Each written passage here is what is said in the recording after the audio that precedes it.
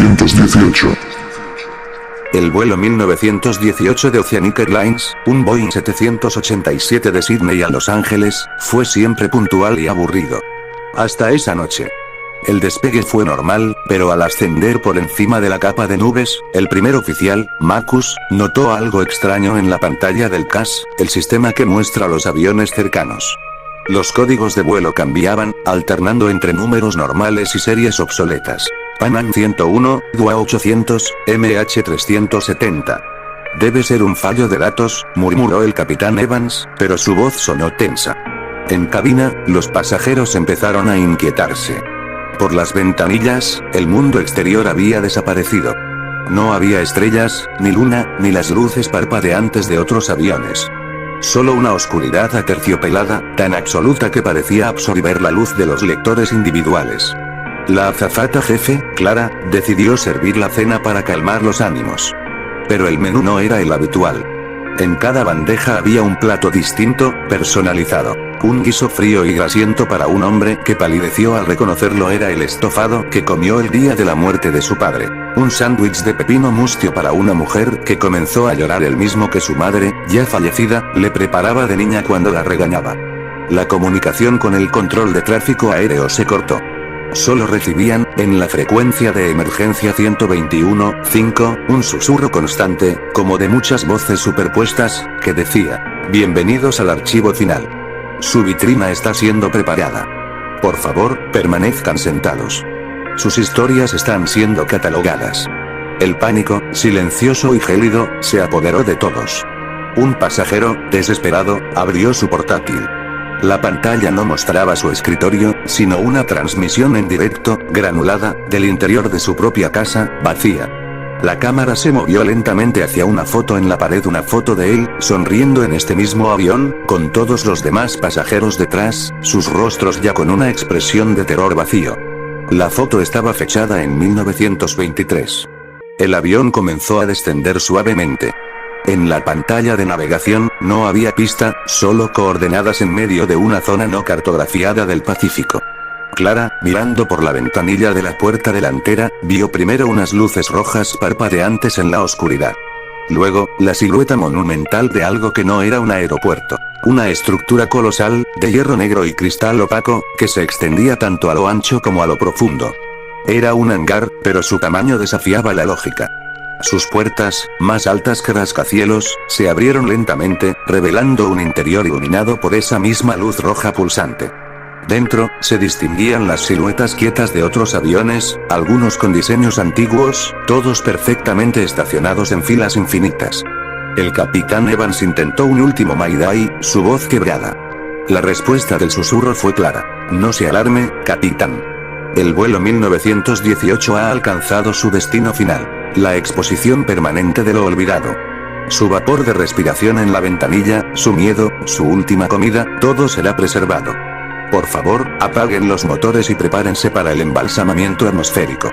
El avión fue succionado suavemente hacia el hangar. Las últimas imágenes que vieron los pasajeros fueron las paredes interiores, recubiertas de lo que parecían estanterías gigantescas, con nichos del tamaño exacto de un avión comercial. El suyo se deslizó hacia uno vacío. Las gigantescas puertas de hierro comenzaron a cerrarse con un chirrido que retumbó en sus huesos. La luz roja se atenuó hasta convertirse en una penumbra perpetua. Y entonces, uno por uno, los sistemas del avión se apagaron para siempre. Las luces, los sonidos, el aire acondicionado. Quedaron en silencio absoluto, en la oscuridad casi total, escuchando solo el leve crujido del fuselaje al enfriarse, convertidos en una cápsula del tiempo de su propio terror, exhibidos para una audiencia que nunca vendría a verlos.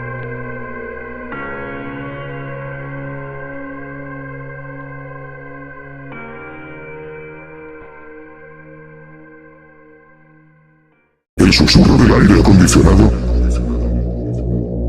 El Airbus A350, en su ruta de Londres a Tokio, era una maravilla de silencio. Por eso, cuando el primer zumbido agudo surgió de las rejillas de ventilación sobre la fila 14, todos lo notaron. Era molesto, como un mosquito de alta frecuencia. La azafata Lena lo reportó a cabina. Probablemente un fallo en un compresor, normal a esta altitud, fue la respuesta despreocupada. Pero el zumbido no se fue. Evolucionó. A las 2 horas de vuelo, pasó de un tono constante a un patrón rítmico. Pitido largo, pitido corto, pitido largo. Un pasajero ex operador de radio, el señor Arimoto, palideció. Es código Morse, susurró a su vecino. Está diciendo, nombre.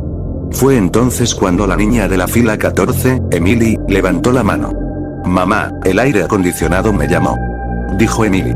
Su madre la regañó por hacer tonterías. Minutos después, a Emily le brotó un hilo de sangre de la nariz, espesa y oscura, y cayó en un sueño tan profundo que ni los gritos de su madre la despertaron. El caos estalló cuando, 10 minutos después, el zumbido Morse pronunció otro nombre. David. Un hombre de mediana edad en la fila 9, David, se llevó las manos a los oídos, gritando dejadme en paz. Antes de que a él también le manchara la camisa de sangre y se desplomara. El capitán, ahora seriamente alarmado, decidió desviarse al aeropuerto más cercano, en Siberia. Pero al intentar cambiar de curso, descubrió una verdad aterradora. Los controles respondían, pero la navegación por satélite estaba muerta. El GPS mostraba solo unas coordenadas fijas, inmóviles en la pantalla, marcando un punto en el abismo del Océano Pacífico Norte, la fosa de las Kuriles, uno de los lugares más profundos de la Tierra. Era como si una mano invisible hubiera fijado el piloto automático hacia ese agujero en el mapa. El susurro del aire acondicionado se volvió una cacofonía. Ahora no solo decía nombres, sino frases cortas, sacadas de los pensamientos más íntimos o de conversaciones privadas que los pasajeros habían tenido antes del vuelo. No mereces a tu esposa. Robé el dinero. Deseé que muriera. Cada confesión sonicada precedía a una nueva víctima, una hemorragia nasal y el sueño irrevocable. El avión se estaba silenciando, llenándose de cuerpos dormidos que respiraban de manera acompasada y terrible. Lena, la azafata, corriendo por el pasillo tratando de ayudar, se dio cuenta de lo más horrible. El aire que salía de las rejillas ya no estaba a temperatura controlada. Estaba frío, húmedo, y olía a agua de mar profunda y a metal oxidado. El avión mismo estaba respirando el aliento del abismo. La voz final del capitán sonó por los altavoces, no desde la cabina, sino como si emergiera de todos los altavoces a la vez, distorsionada y mezclada con el zumbido. Attention. This is not a malfunction. This is a collection. The deep is empty. It must be filled. Prepare for immersion. Oxygen is a luxury. The whisper is free. Las luces se apagaron. Solo quedaron las lucecitas de emergencia en el suelo, pintando el pasillo de un rojo sanguinolento. El avión comenzó a inclinarse hacia abajo, en un ángulo pronunciado y constante. Por las ventanillas de los que aún estaban conscientes, al romper por fin la capa de oscuridad artificial, vieron la luna reflejándose en un mar negro como el aceite, infinito y voraz. Sintieron la presión cambiando en sus oídos, una presión que no era por la altitud, sino por la profundidad. El susurro se convirtió en un rugido de agua entrando a presión, aunque no hubiera ninguna brecha visible. La última sensación, antes de que el sueño los venciera a todos, fue la de un frío inimaginable trepando por sus pies, y la certeza absoluta de que no despertarían en la superficie, sino en un lecho marino a kilómetros de profundidad, dentro de una cápsula de aluminio que se convertiría, para siempre, en el juguete de cosas que susurran en la oscuridad.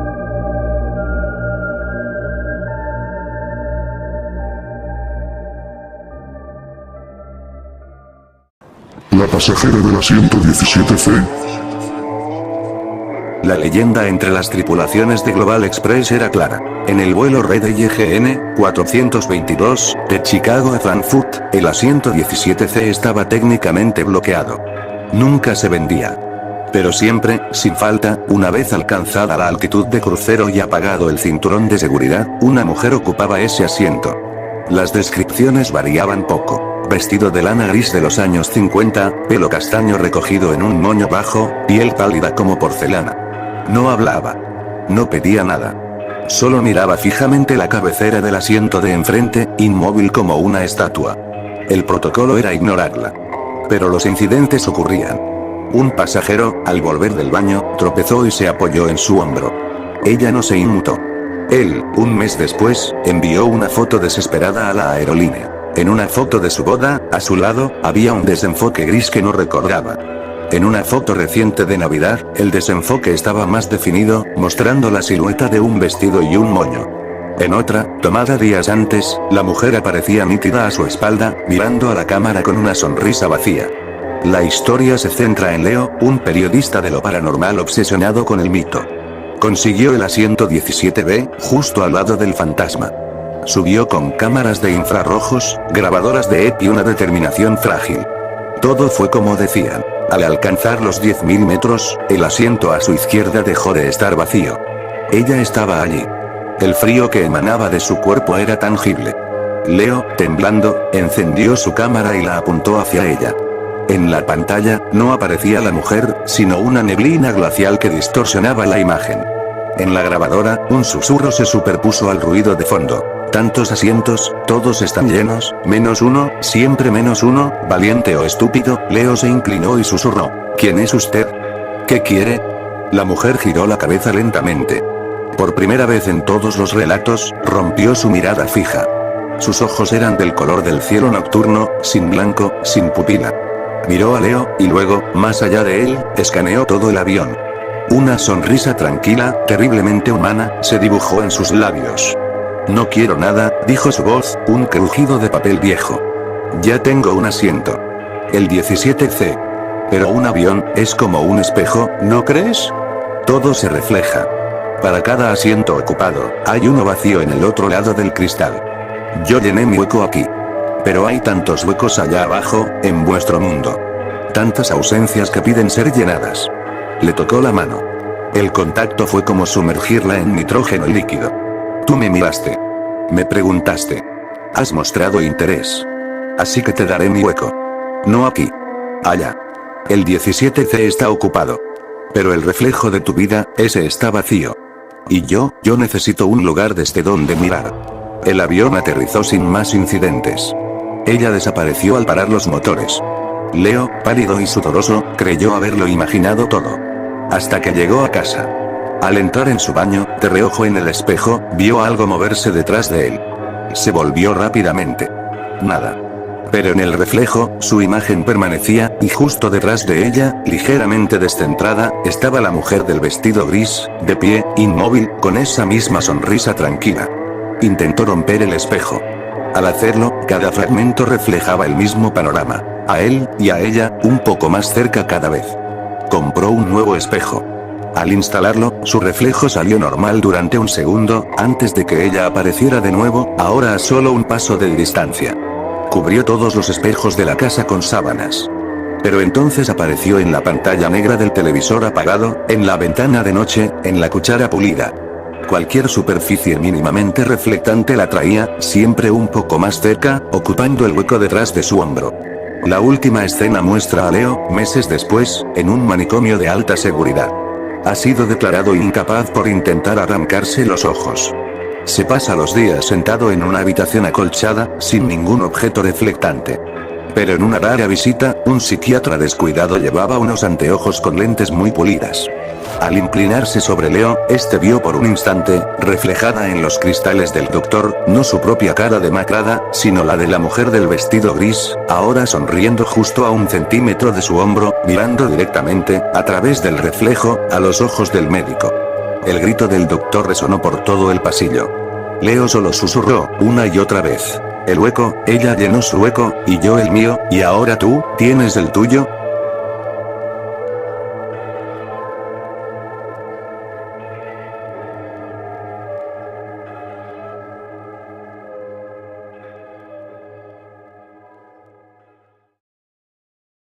El aeropuerto de la Roma.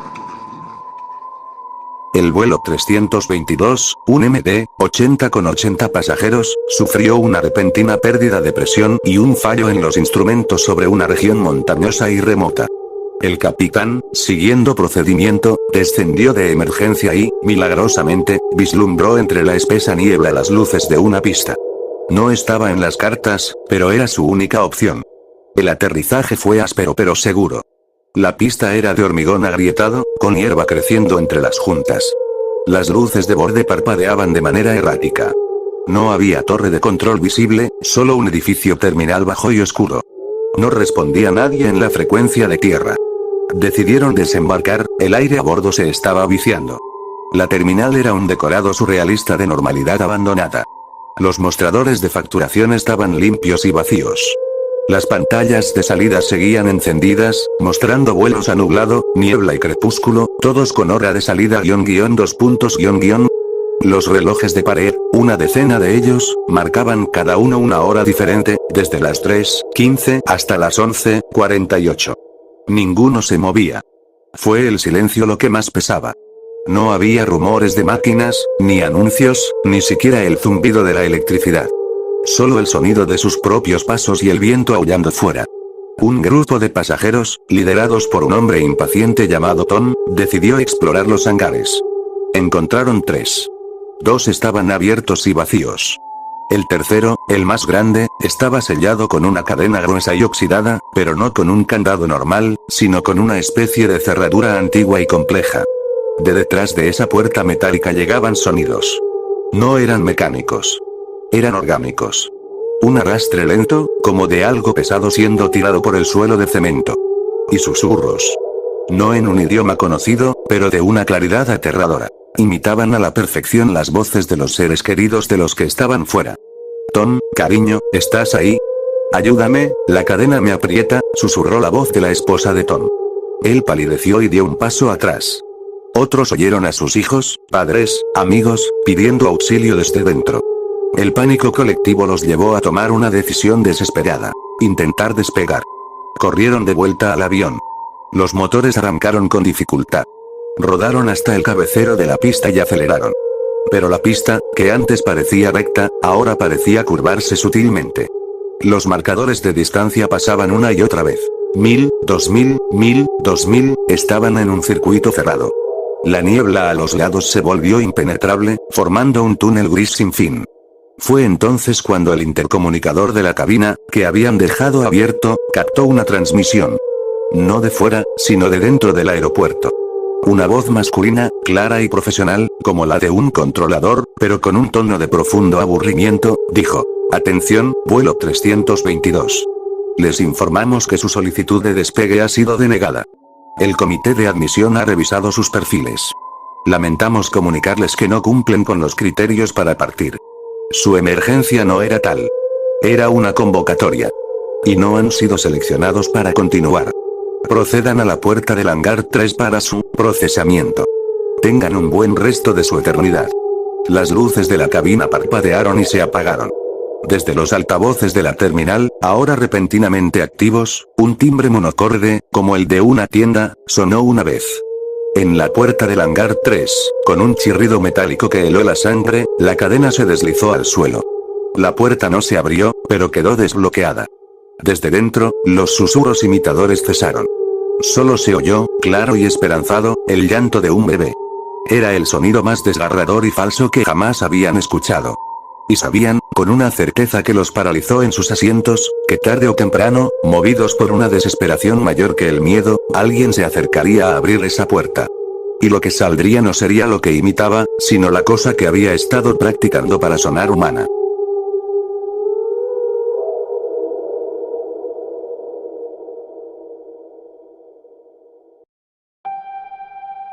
Reglas para volar con aerolíneas eternitas. El papel era grueso, de un color amarillo marfil, como un documento antiguo. La tinta era de un negro brillante, casi húmedo. Lo encontraste justo después de sentarte, en el bolsillo del asiento 23F.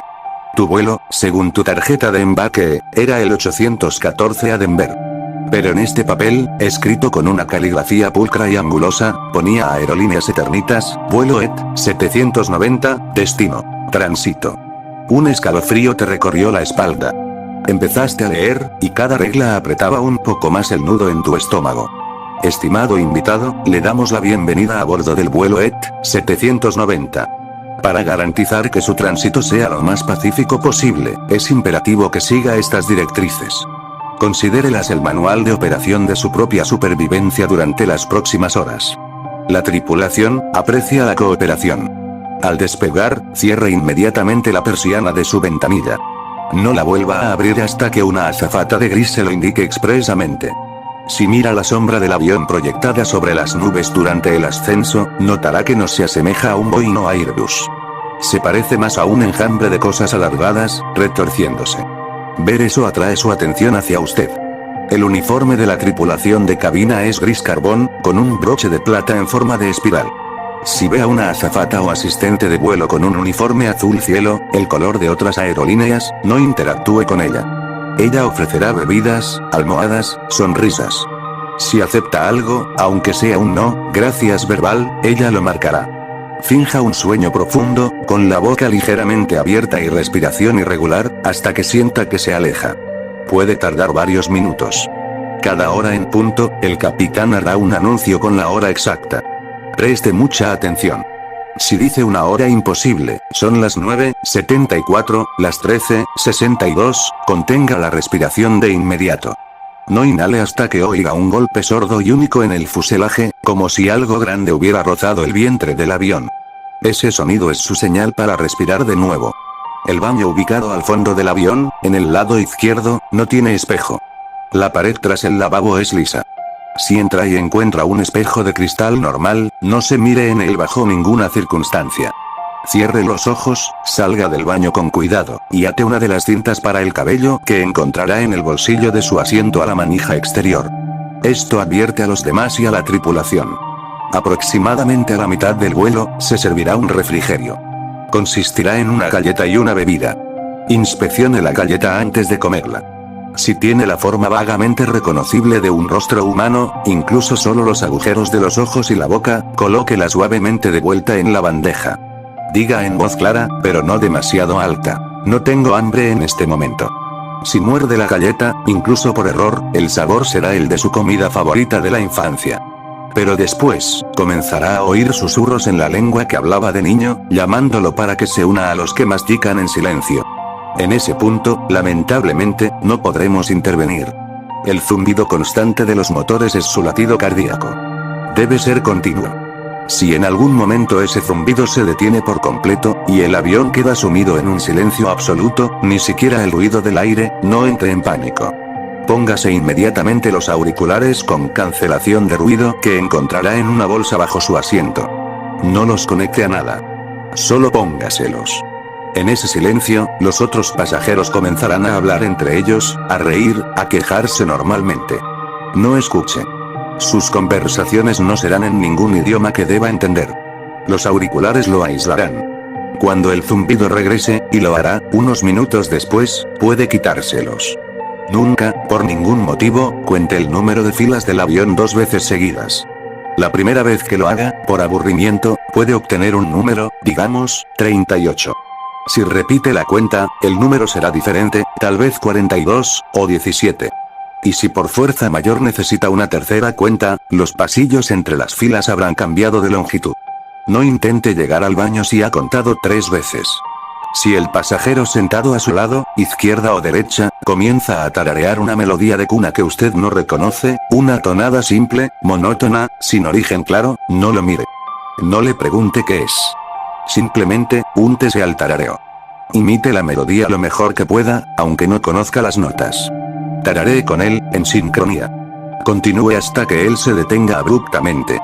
Solo entonces puede usted dejar de hacerlo. El tarareo es un ritual de reconocimiento. Si no participa, él podría voltearse y preguntarle: ¿por qué no cantas? ¿Es que no eres real? Un niño puede correr por el pasillo central en algún momento. Parece un niño de unos 6 o 7 años, con ropa común. No tiene rostro. Donde debería estar su cara, hay solo una ligera ondulación, como el aire caliente sobre el asfalto. Esto es normal en este vuelo. Ignórelo por completo. Si se detiene justo frente a su asiento y mira hacia usted, sentirá una presión fría en la frente, ofrézcale su manta o cojín. Él no la tomará, pero el gesto lo satisface. Él quiere calor prestado, no robado. Regla crítica: la inspección. Si las luces principales de la cabina se atenúan y luego parpadean 3 veces en secuencia rápida, tenue parpadeo, tenue parpadeo, tenue parpadeo, es la señal de que ellos están caminando por los pasillos haciendo una revisión. Cierre los ojos de inmediato. Finja estar en un sueño profundo, profundo. Su respiración debe ser lenta y ronca. No importa lo que sienta: un roce contra su brazo, un olor a tierra recién cavada y hojas podridas, un susurro directamente en su oído que repite su nombre. No abra los ojos. Aguantará. La inspección termina cuando una azafata de gris lo toca suavemente en el hombro y dice, en un tono neutro: todo despejado. Solo entonces puede abrir los ojos. Si abre los ojos durante la inspección, verá lo que está revisando. Y ellos verán que usted los ve. Y un asiento se volverá vacante. No intente encender su teléfono, tableta o portátil. El modo avión no es una barrera aquí. Si lo enciende, no encontrará redes Wi-Fi normales. Verá una red abierta llamada Eternitas Guest. Si se conecta, no obtendrá internet. Recibirá un feed de vídeo en directo de la cabina de este avión, pero desde un ángulo imposible, como desde el techo o desde dentro de los compartimientos superiores. Y se verá a sí mismo, desde esa cámara, mirando la pantalla. Es un bucle de observación que atrae la atención de las cosas que ven a través de las pantallas. Desenchufe todo. Si siente una presión fría y húmeda en su oreja, como si alguien estuviera exhalando muy cerca, no se voltee bruscamente. Mantenga la mirada al frente. Diga en voz baja, pero firme: este asiento está ocupado. Este espacio es mío. Repítalo si es necesario. La presión cederá. Es un probador de límites. Las turbulencias en este vuelo no son causadas por corrientes de aire. Son golpes. Algo fuera está intentando llamar la atención, o probar la resistencia del fuselaje. Cuando ocurran, no se abroche el cinturón más fuerte de lo normal. No lo ajuste hasta que le duela. Ellos podrían interpretar ese gesto de tensión como una invitación a sentarse en su regazo y compartir el cinturón. Una turbulencia fuerte es preferible a eso. En su pantalla de entretenimiento personal, solo hay una opción segura. Una película documental titulada El viaje a casa, que muestra imágenes aburridas de peces de aguas profundas y paisajes oceánicos silenciosos. Es aburrida, pero segura. Si en cualquier momento otra película comienza a reproducirse por sí sola, especialmente una en blanco y negro, sin audio, que muestre pasillos vacíos o gente de pie en habitaciones oscuras, no toque los controles. Presione el botón de llamar a la azafata 2 veces, rápidamente. Una azafata gris vendrá, mirará la pantalla con frialdad, y la restablecerá. Asienta con la cabeza en agradecimiento, pero no le haga preguntas. Regla de emergencia: la luna que mira. Si en algún momento, a pesar de tener la persiana cerrada, siente un impulso irrefrenable de abrirla y mirar, y al hacerlo ve la luna llena brillando anormalmente cerca, incluso si es de día, observe con cuidado. Si la luna tiene un cráter que forma claramente la imagen de un ojo abierto, y ese ojo le guiña, ha fallado. Ha desviado su atención de las reglas demasiadas veces. Tiene 1 minuto. Diríjase al baño delantero, el correcto, no el del espejo. Entre, cierre con pestillo, encienda la luz, y siéntese en la tapa del inodoro cerrada. Espere. No haga nada más. Oirá 3 timbres consecutivos en la cabina.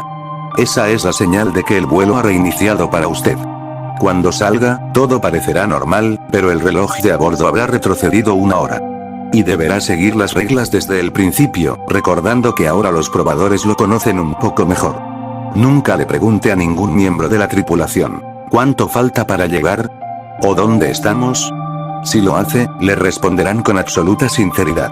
Y la respuesta será algo como: sobre el punto de no retorno, a mitad de camino entre el ahora y el entonces, o en el vientre del que vuela en sueños. Usted no quiere esa claridad. La claridad aquí conduce a la locura.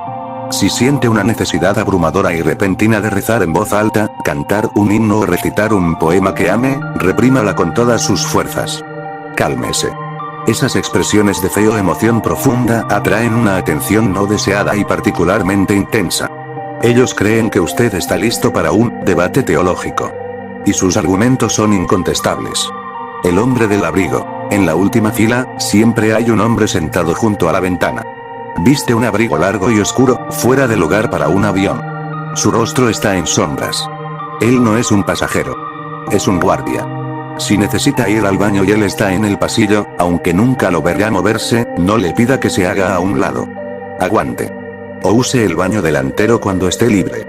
Si lo toca o intenta pasar por encima, el abrigo se abrirá.